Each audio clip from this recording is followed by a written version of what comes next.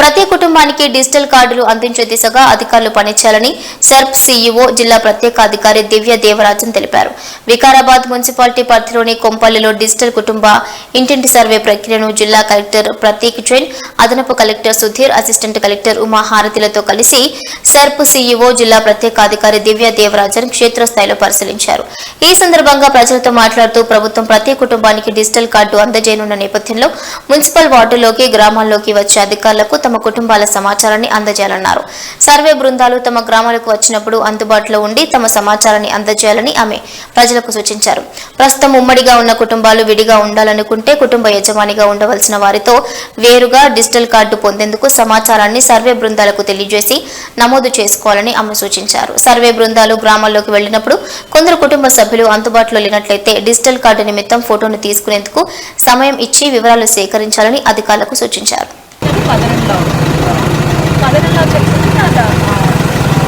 పక్కతోనే ఉంటారు. ఒక వైఫ్ని మీరు హెడ్ ఆఫ్ ద ఫ్యామిలీగా కానీ ఒకవేళ నాకోసం నేను వేరుగా ఉంటాను.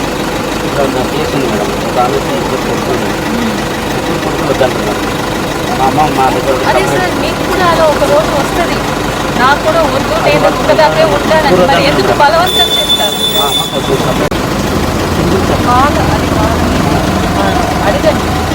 ఫర్ ఎగ్జాంపుల్ నేను ఎందుకు చెప్తున్నానంటే దేర్ విష్ కదా, వన్స్ పెళ్ళి అయిపోయిన సపోజ్ నేను అడుగుతాను, ఆయన భర్త బతికి ఉంటే వాళ్ళిద్దరు వేరే ఫ్యామిలీయే కదా.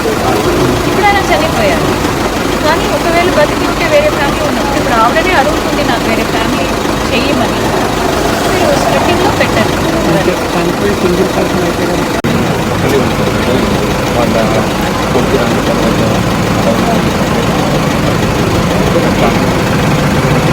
ఏం చేస్తున్నాం సరిగా ఇది కూడా మనకు హెల్ప్ఫుల్గా ఉంది. వేరేమైనా విచిత్రమైన కేసు ఇక్కడ చూసారు?